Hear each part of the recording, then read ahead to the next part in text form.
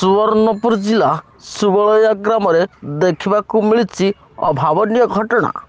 सुवर्णपुर जिला बीर महाराजपुर ब्लॉक सुबलया ग्राम देखा मिली अभावन घटना।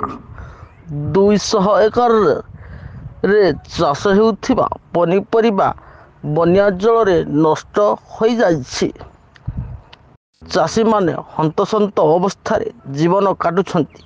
कारण शह शह चाषी पनीपरिबा चाष करी ताहाकु बजार रे बिक्री करी परिवार प्रतिपोषण करुथिले।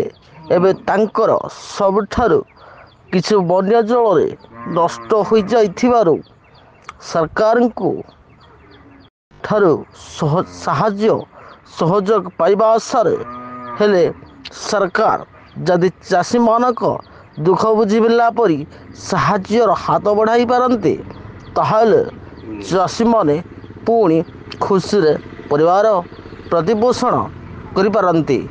200 एकर रे हेउथिबा पनीपरिबा चाष बन्या जल रे धोई होई नष्ट होई जाइथिबारु खाउटींको दुख बढ़िबार लागिछि।